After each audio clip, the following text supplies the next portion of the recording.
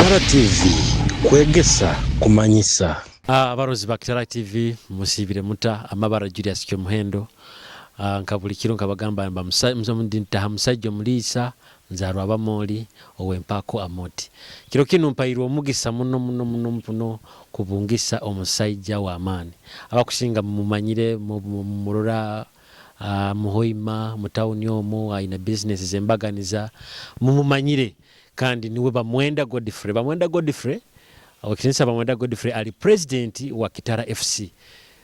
Tubaire ntumutoza kumara akaire yunata musajja ali bize muno baitu twamufuna kiro kino nyagamba leka tumurabyo hana Kitara TV so nabwe nsonga egyo tinja kubakerereza omukuru kankusabora mu kyabarozi ba Kitara TV. Nsemereirwe muno mwebale kumbungira onanyo mwebale no kuntoza amabara go balizi ninyo Bamwenda Godfrey ninyo nkulire timu egi ya Kitara Football Club na abatayi bange nko kutumanaging nko kugambira nte timu tekozere kurungi karuga mu Big League yaija mu Premier League mwazam Premier League betu no kuija akabaho challenges nyingi tukozere kurungi challenges tizibaire na hali tuitwenka na environment yokolera ni kusamba kurungi nayo tetusoboseze first of all kugenda qualifying it was a tag of war habubuzibu bwa covid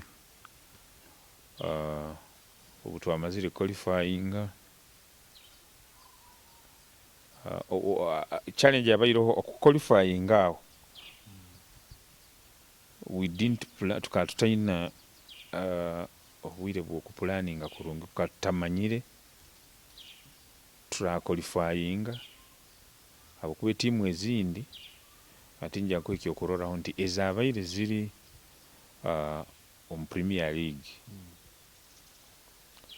zo zikasobora kuwetegeka kugura abajani because zikaba ziri yorede zisigaireyo baiti tukatabe na bwire bwo kugura abazana ko tatamanyire tura qualifying rundi ha so tugambe kintu kine kyo kuga Kitara FC kugenda mu Azam Premier League kikaba gwaho mutaketekere tukaija ntukora kurungi otuika mu ntugia genda mu playoffs hino haizire covid banza bakoraki bakinga hati twaikaraho tituqualifyingire tulinzira tuli mu group egi abantu abaqualifyingire kuzana playoffs now obwire bwakire bagamba hati tuzana in fact tukazanisa playoffs nabazana aborede team eziri mu premier aba batutwairo hati we couldn't kugura abazani tutamanyire sali we qualify kugenda mu premier round hati finally we qualified to agenda yo hati gene utugendayo ekandi nabo covid begin yafoka kizibu the first match itu abanze kusamba otwagenze kututestinga tukatwina abasambi musanju abarwaire kandi abarungi batandika ni batutere goro nyingi tutyo nko tukaikaire in fact nikyo mukura challenges 0 up to now na league kyalemere koraka bali tukatusabe ebintu biragaruka baka tunomo ite tujja kuongera kutekamu amani nkaga tuikaire tutekamu na basagiki ni batukwatiraho na ruhanga na tukwatiraho besides obaire no bazakya bakagura abasambi abarungi bagamba TV mu ya Kitare no mugiririra muno niye nsonga mutagura abasambi abarungi kiki sente timu kutekamu kasite kirungi oyikire kimulero nkonda gambira abantu bona abasagiki ba Kitara hali bakali etimu ya Kitara teri timu etaye sente in fact eri timu yemere iroho abantu yitu abawelu wisa abantu abayekomeremu bagamba no tuina kutekaho ompira baitu teri tiimu ngwine ekintu kyekutaahya eri tiimu ite ituteekamu buteekamu esente bogamba nti tiimu entekutaahya ari omulozi wa Kitara TV akutuhondera saa zino for example yagendaga Kigaya nasasula 5,500 13 tiimu ekuba etakutaahyawo hati kyobalize kurungi yagendaga Kigaya natahya nasasula 3,000 natahamu narora omupiira abazaani nibasamba nikyo twasoboleire no qualifying agenda nka hati now we have no any gate collection ekituyiya kukwata akahunga kurwananga na kusasura kukora ki nikyo kiri basize tiimu egyo kuikaliki kurugabula obutwa rugireho ebya gate collection buli twasobolaga genda nobutwejaga runtugire masini nomanya tugire kusamba na davu we shall make money nomanya davu izirahanu we shall have a good gate collection atao tituwabagana isumanya kiki kandi omuzana akubanja manya no because we had that income ezaijaga baitu hati ekitaroho hati kuli kukwata mu nsaho kukora ki maintaininga a team nekyo nakyo kiri kimu akikututalibanira bakwati naitu kenyini n'abatahi bange n'abasagi kibona embeera mu kugira leero tikiyanguhira omuntu kukora ki baitu kandi obukiko bakiro chance yokusamba omupiira we must move on ekindi ekyatuyambireho habwire bwo qualifying aho Ruhanga gumyaga tuyambo ekitinisa president natuhe bus so ntukeya ekizibu kyendi batya transport because transport nayo tutalibanizaga bato ekitinisa president tumusima muno baka bus bakagitwa tuyinayi so ekizibu kya transport tukunira now in the future obuturasettlinga kurungi nembere kagaruka tunomo abantu bakagaruka omirimo yabo covid birabe Ruhanga tuyambira kagipusinge kagenda we shall settle a team tugire base kurungi kandi ekole kurungi abairo ishendi ya ekisahe mubaire mutaina maka ni mugenda kumugirukira kinu no mugenda ejo naye baire muha challenges batali banize nka Kitara team hati nkwenda gambira abahuliriza na abarozi ba Kitara TV nti ekizibu kyekisahe ekyo nka management tukimalirize na bwire buno nkuruga meeting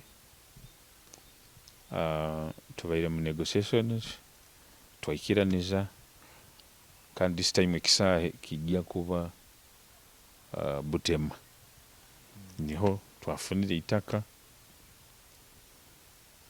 ndiyo tuli mu final touches tukumalire byekyapa naito tube na home ground eyaitu in fact tugafunire so tuli mu final touches za kusubdividing ataito akola atugulize itaka libaire abaire ntaito nkoto so we in a process of subdividing tufunire home ground tugenda kutandika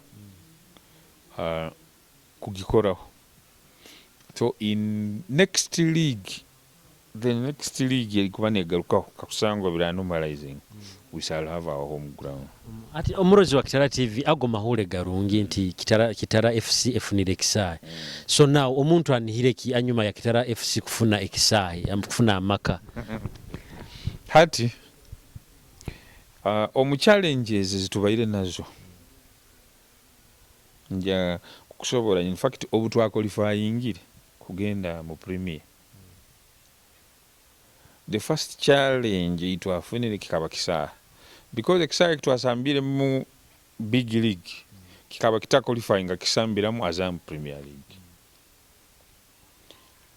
that was a challenge tukaba tuyina kugenda kufuna ekisaha ekya Wakiso ali beta Kavumba Recreation Center which is costly every match batujajingaga 800,000 mtwaro kinana obundi naye koka kubimanya kandi ina kulibata obutwarugira we had to struggle kurora nti tufunire kya masindi na kitu was etaguvo final nakyo twakifuna ati nikyo kiroho nikyo tukwenda kumalira nakyo, but it was also a big problem. Mu challenges za tutalibanize muno abo kwati kuba ina your home ground, you train atinka o trainingire kuno kandi inakusambira kavumba ati kavumba ni yali home ma training mabere nanka mu Premier League era ma training iragaho imane mugenda no. With big league tuli mu big league training iraga hano, you have a home ground yali Kigali. That was okay. Kionko twakulifayingire genda mu Azam Premier League ekisa kyaitu kya Kigali kikaba kitaqualifying. So now we had to look for a pitch which was qualifying, which was Kavumba, the Recreation Center, whereby Kavumba was costly. Every match ni batucharginga mitwaro 8. Nakyo was one of the challenge. Hakwati tuina kuba training hano tukusobora kuikara, it's expensive. Tuina kutraining hano tuina kuba na mafuta ga every match, and you have to pay that money in advance. So there is one time obundi byatutalibanizanga no sangazi tulemere ni batuhakana mutasamba ntwesengereza, so bintu bya mlingogo. Enyuma halo gambiro ganti emu ya challenges mwasangire nti abaki mutakozere kurungi mu Azam Premier League nti mukaba mutaina abasambi abarungi mu big league mukamwina abasambi abarungi, abasambi abo mukaba taisa bagenda mukamutaka sa kubasasura nsonga ke yabalesere akorora nti abasambi abo babarugaho hati nkangusangire nkugambiro nti ikintu kino kwenda abasaki ba Kitara bona ali bakali bakietegereze kurungi. Obu twabaire ntusamba tuli mu big league tuikira stage ya playoffs niho covid yatahiremu. Kionka etimu ezabaire ziri mu Azam Premier League zo zikazimalirire ligi yazo, hati itwe tutakasambire playoffs, we didn't know either we shall qualify or not. Hati timu zile zali zimazire ya ligi yazo batandika ku negotiating na abazani baitwa hapo inye mutamanyire, we didn't know. Of course abasambi bano mukamutaina endagano nabo, we have endagano nabo baita endagano. First of all we had the challenges abandi bakani bakyatubanjayo nsanga omuzana kubanja emyezi ya yesatu kandi obwo ite tukaba tukasibira ntatu ha playoffs kwa playoffs zabaho gasente ntumanya nti ha playoffs twali twina ingeri tuplaningire nko planninga finishing, but ati covid kagumya gemereza buli kintu already abazani mwinabo bayina kulia that expense atusanga obusente bono butwali tuplanning tukozereke.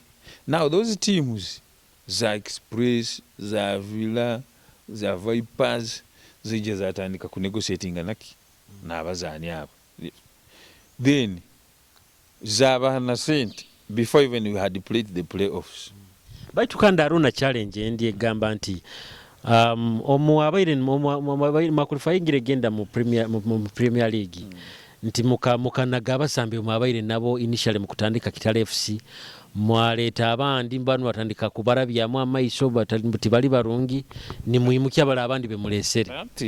That is not ako ebyo bigambo by'abantu. Omanyire there is a difference between big league na Premier League. Ompira gwa big league haro difference nkoto na no gwa Premier League. Now coach aba technical people, when you come to train wokuja training bakarora nti you are not good to ine kyogenda korayo, of course they have to drop you nibakuleka. That is fitness. Ateki ya coach ogumulimo gwa coach gwa technical wing. But I think ya fitness that team nearly responsible ku take a fitness mbazani bana. It is. Hati bwana bagire mu training. But training technical team, technical department yarora you are not tokusobola kusamba. Okyetegere. Then ekindi obwire obwo kwali kutoza points buli muntu najerwanaho. Tikwali kugezesa. Ekishwasoboka kola nikikolebwa kitasobokere. So nanyonka president ayiguru tiyine kyokugamba akwe mpira endi obundi yasanga game isingire ntagiboyini. Season eno mazire mu Azam Premier League. Ekusane bayire season imbi muno inama bizibu bingi. Nkayo president ekurabizeta. It has been a very tough and bad league. I want to tell you this. First of all, habaino mu challenges eyabuna oburwaire. Ogyagira oti tugenda kusamba bakebera ogyagira otabazane barwaire. Nkugambire get the first match abazane musanje bakabarwaire. Kandi obwo abakuwesigira kimu. Nekyo atulema. Babago gyalaho ati tugenda kusamba. Ani bakyani bagamba ngwa hati basibire batero kuda bache timugenda kusamba. Then ekindi hati haija issue bakati ngofu taro bya gate collection tebaro byake. Hati nkatwe team obundi wasangaga almost you are surviving 60% on the gate collection. And I want to nkwena kubagambira. It's not easy to manage a team because oinakuba na munomunonke kintu kya gate collection. Because how you are sure borabo tiro galo mpira ujja kufuna milioni 2 rundi 3 no manye iki kya kahunga kikozereki nebindi byabazani ko kabimanye bino nkaito ebayireta biki no manye bikoye. But where there is no gate collection naitwe kenyine mu kutorora nkaita abako managing team naitwe twine ebizibu byaitu. Okyetegere isanga mugiro mabanja because a team is there, it has to move. Mpira guliyo gumaze kusedulimbwa gwasaziti you have to move tojaga mungata mafuta gaha kandi ki ati mukaira ko kenyini mu season ege itukyabazaho mubayire mutakora kurungi.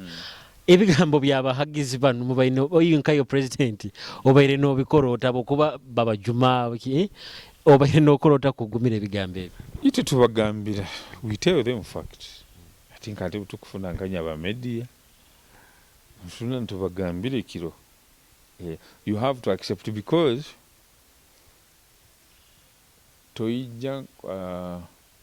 toija kusobora gamba ngu ojja kora kurungi embere takusobozesa tiki kusoboka because hati abazana abahagizi byogambe byebigamba there are times nabo batukwatiraho nibe yayo linaleta omutwaro ono naletake baitu bwire buno nabo bali kubi nawo toino ogamba weleta omutwaro nawo takoraki nawo taguine obuno isanga numwe migire mwinywenka era nyeki nkusima muno nkusima abazana twantu gamangu tukozere kubi baita abazana nabo batubereiremu tinkwenda kubagambira biki ebinde biturabiremu baite ebiri ntano munda byomunda abazana nabo batubereiremu nabahagiza abasoboire onalisirikinu onakozereki era nkunira baite mbera bwera agaruka ekaterekera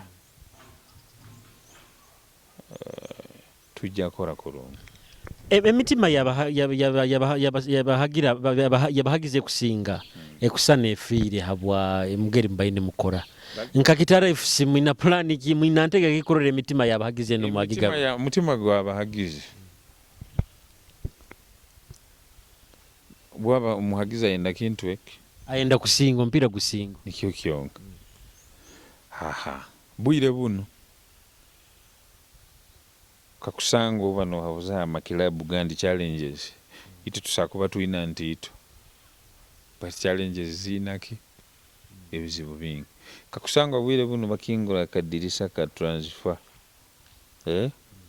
itwe nitwe team ezitakubanjibwa abazana no twatukozere kubi but we have tried to maintain n'okugezaho kuhandlinga payments omu buceke bwaitu ez'abazaani era nikyokurora iwe kyogamba ngu kiromba hagizi tukozere kubi but abazaani ati tusi we have tried kuhandlinga abatuyina first of all tutagule bazaani we didn't have money tutabe nabuyire bwona okyetegerera so those are the challenges ezindi ezitwalabiremu enekindi itwe kitukozere omulingo tusetolingire ekintu kya home ground. I think that one makes us around, gives us around 60% when we know we have our home ground. We got challenges tulikigaya kandi kunu kandi hano management kandi bibaire bita, but now when we have our home ground, even if we decide now we are going to train up to 80. So mwindayo like kunihira nti mujja kuombeka ekisaayi nga bokora St Mary's Stadium na bikyeyo enteka zero how? We are trying to partner with some companies. Nkyokurora tugendeire twetagira itakaline kyapa twabanza twakiraniza nabo na location.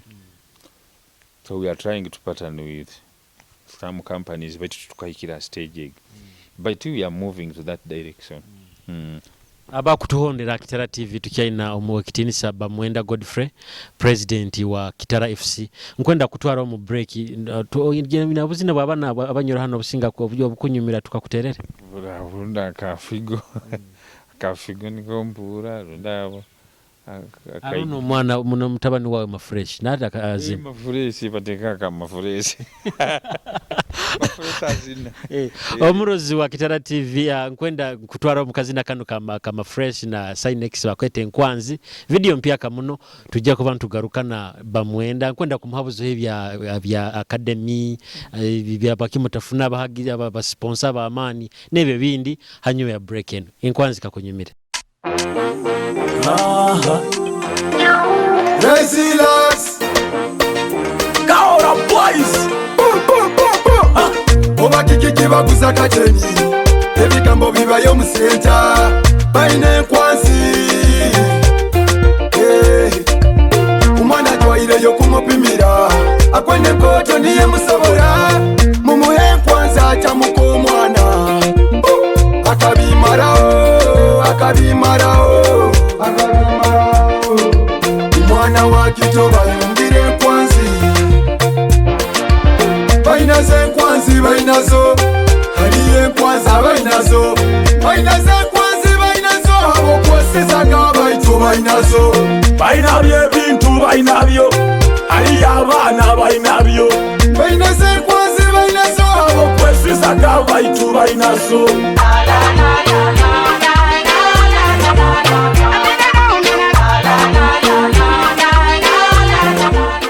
Abarozi ba Kitara TV akazina bakete nkwanzi kurugamba Kahora Boys Sinex hamuna mafresh ari musambi omuhaba abasambi ba Kitara FC so mafresh ali ata form yaye bayireta season teba ile mbi hali twatandikira mafresh agira obukode bwingi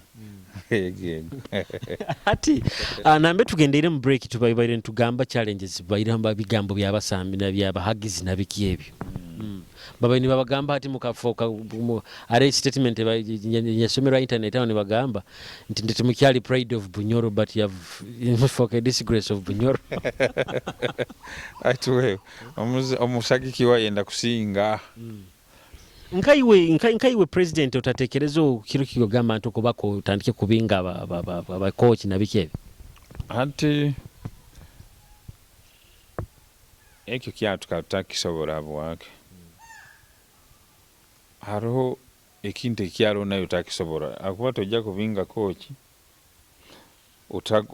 utakusobora kuleta coach ekindi haro ebintu ebitatusobozesezagga kukora kurungi tusobora kugenda kavumba okasamba omupiira okagaruka bukakyanyenkya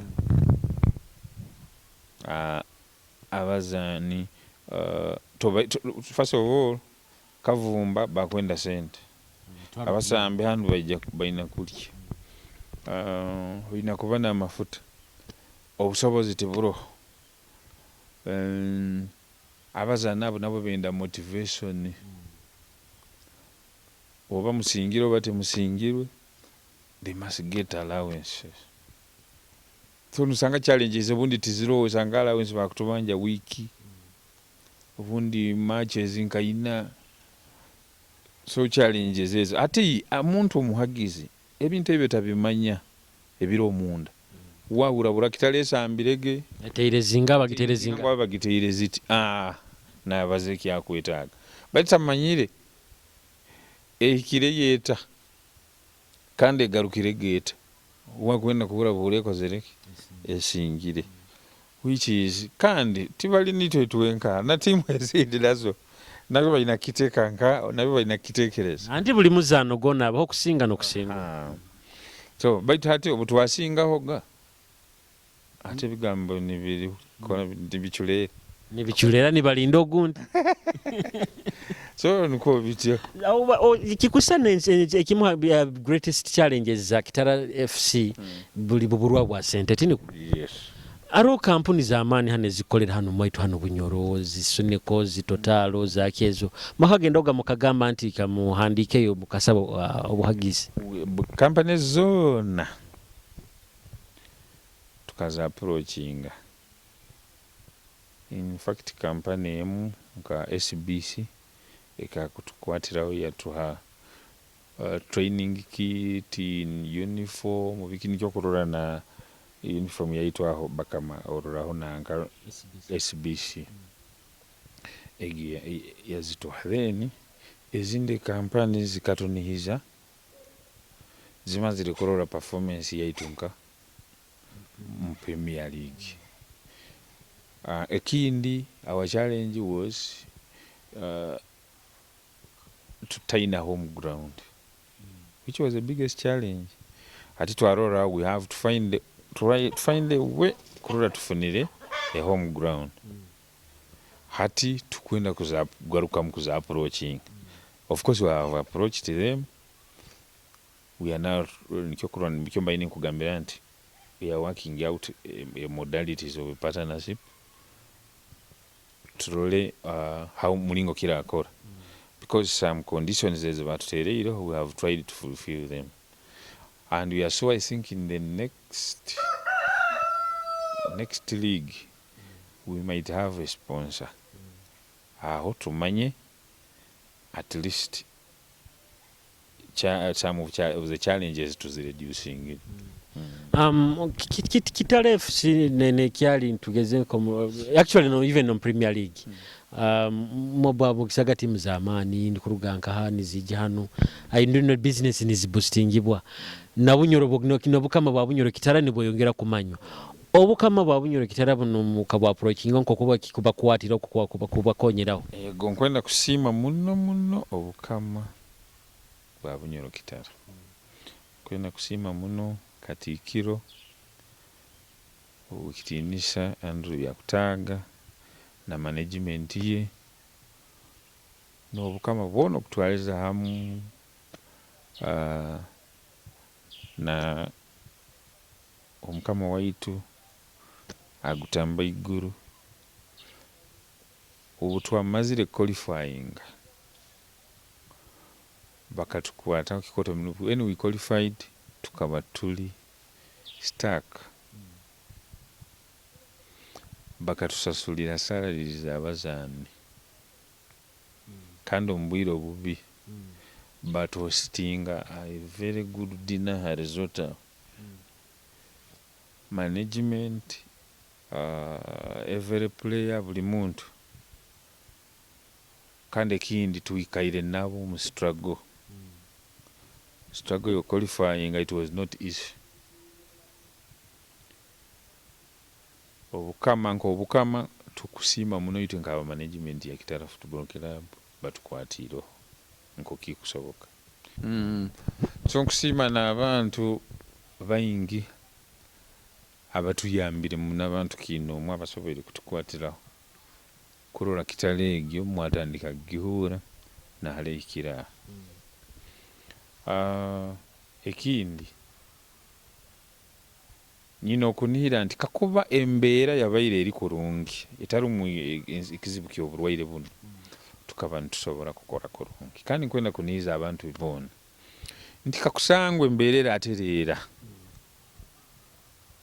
tujja kugaruka mutukole kurungi ansonga era ntukyali kisinso ngambe nti ekizibu kya Kitara FC ziri sente muno mwinaho ennyo nka academy nambiri mu kutendekera abaana abato mukayika mukabakuza mukabatunda mukafuna sente ebyo byonna bikaba mu pulaani yaitu akuba tukatuli suppose kuba ku qualifying then tutandike ku building that academy baitu niho haizire mu challenges nikyo kurwa ati kintu kya home ground tukatuli suppose kukifuna tukyale na big league baitu abo challenges twagamba no katika tuwane tutaka qualifying tuti you shall work out the issue of the home ground baitu rwanga tuyambere kasati tukikozero ate kiki academy it is one of our agenda it is on our agenda kororanti kikutuyamba kwekuliza ako tukwetaaga tube n'abaana bali hayimuno ni basoma amasomero ga muno ga hayimuno obwire ntuika ntubakozesa kandi abo bakuba barungi tubeyombekeire tube trainingire twetegereza na discipline zabo na buli kintu kyona aro omuntu ndi yagambire nti emipiira bagitunda kandi bagigura inyo kiki kikakasa nti emipiira ya Kitara TV ya Kitara FC mubaire mutagitunda abantu kwa haya aho nyo kuba itwe aho tukayikiro kwa no twatuna challenge ya sente kwa aho tukayikiro tuikirize nti tukagenda mu ligi eligi eri nkoto eligi neremera kugifitingamu kyayendaga concentratinga muno baitembere tatuikirize that's why you see even the very many teams now tizikozere kurungi you can compare league area the other year neno ujakurora nti performance kwa muno teams have not worked to their expectations even us. First of all, we wouldn't have lost players abatwali nabo basinkaba ba what because we had the financial problem which was the biggest. If you had moved with those players kandi tukongeraho bongeraho kakuba embere yali netwikiriza tukarwana kwa tukarwana muno kuhika wali twahikiri tukantusa kurwana. I will give you an example nti senkaba kujja mu Kitara nyowe personally nkamugura milioni 10 na 5 yagura nomuzano ndiba mwetaga Kitata no ndiba mwetaga Kamanzi.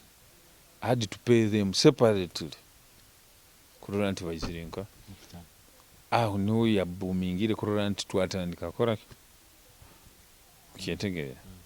But this time embere takaita kutwikirizana nyoke nyini na challenges nko omuntu even my colleagues kyetegereza otuntu ina challenge yekisahe kuno tuina bintu bitakutwikiriza but kakusangwe embere terera embere terekera kurungi tukabana yitu business zaitu niziri bata kurungi bintu binomalizing but ati we had challenges naito aba management tukesanga hali twaqualifyingira aho nanyoke nyini nka president first wave ya covid ya ntere had to be away ni mpolabo jeni ba struggling nyondi mu quarantine it took me 18 days mu quarantine so it was not easy but God nyamba nya surviving aroho bigambe binde byabayiroho nti Kitara FC bayendaga gigura nti mwayanga kinde kisinalyege kabaho.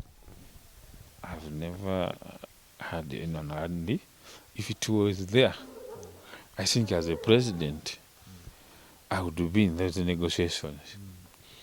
I have never seen anybody approach him. Arahagenda kigulu. Omanya mukizina ekyetuteire ekyenkwanzi bagamba nti ebigambo bibayoko nibazibwa. Tinkaruraga muntu which company was that? Why is it approaching? In fact, I think if any interested party would first approach the president. But muntu kyaizira okanaenda nkogura timu egyo, would you welcome such an idea? If we can see it, because ekintu kyogamba kutunda team, it is a process. It's not kiri kyogamba ogule oyimuko ogule esaati. Of course ayina kubaho terms and conditions mlingo. In fact nikyololera ati abantu bana companies zijja ku sponsoring, all might be interested we kwetaaga na rola abantu abazani ne bazana jaze eroho logo ya company. Ola sakuja na gamba nyowe I want to buy shares to a certain tune, or I want to buy you off murundi gumwete munkoleki partnership, or I want a partnership. So kikusikikira mlingo kyogwa iziremu. Then we also have a committee, a management committee. We can sit and discuss and agree. So ati ntumalira program wa Kitara TV bakutondera Kitara TV. Bukwenda kibwa kwendeze kuhaba abarozi ba Kitara TV kandi n'abahagizi aba Kitara TV. Kyo kubanza mbashimire muno mwebale nekyompa bwizekyo. Nkwenda gumiza abantu bona abakorera Kitara TV habinte bikwatagana na mpira gwa Kitara Football Club. Ruhanga baratukwatireho ekintu kyoburwaire kino kiturugiremu embere kagaruka tunomo tujagezaho nagakusoboka gona korora nti tukozere kurungi habo kwenda garaho ibara lya Kitara na Bunyoro atulaje. Then ekindi nkuterera abantu ekintu kyokwerinda oburwaire bwa COVID, tuhondere biragiro bya government kutugamba tugezeho naite kwerinda no kubakia tugamba tubanze tuikalomuka. Kikutuyambaho kwerinda kwabo kulibato kusana okutoza obutozo burwaire. No kuno kusaba Ruhanga tuyambe ekirwaire kituruge mu kigende. So besides Kitara FC kuba president wa Kitara FC oyinayo business zawo nko muntu ne bintu byokora? Personally ndi musajja ina family, musajja ina abaana abakusoma, ndi musajja ali businessman, ndi mu transport, ndi mu road construction, ndi mulimi. Bukubuli hano nyinaye enkoko enyuma okwo nyinaone embwa hano mtakwenda embwa wamunywani wange nimuha barasagirisa wezangano zirya koronge. Nizo msajja ziyagambiro German Shepherd. So ndi musajja ageza okwekamba, musajja obujunanziwo. So nko kugambire ndi transport business, ndi mu road construction, ndi mu mulimi, ndima nebindi. Nkwenda kusima habo bwire bohaire Kitara TV kandi ne muri mu gokolera Bunyoro webale muno. Webale muno kusima. Yes, abarozi ba Kitara TV ona bayire owekitinisa Bamwenda Godfrey kandi niwe president wa Kitara FC. Umanyire Kitara ngo kutubagambire bayita kora kurungi bayite bihabuzo bibayire bingi muno araba bayire bahoyirwe mu amani badu nambere nkubaliza amani gabagarukiremu kandi nekikuru muno amahura marungi abahagizi ba Kitara FC nti Kitara FC efunire amaka ejja kuba neyombeke kisayi. So nebintu ebindi ngo kabayire no balina tugambira ababene batuhondera Kitara TV mwebale muno baitu nanyo kwongera hiraka nti mwerinde kirwaire kya corona mujwale maski munabe mu ngaro mutasembera bagenzi banyu ekirere kino tukusobola kibinga kuiko trade ne kindo mutekanize zinda Kitara TV ni nyo Julius Shomuhendo mubai ole ole aja mi question thing ole ole matrix on the bit abana bomuka football club Kitara football club timu yomuka Kitara football club Kitara football club abana bomuka Kitara football club Kitara football club timu yomuka Kitara football club Kitara football club abana baina talenti basarasara kabeji basuna taji utasisa kapapura siba over Kitara FC we take over timu yange niyo mpagira Kitara FC. This song comes in a season like in a prison, but God has a reason for this season.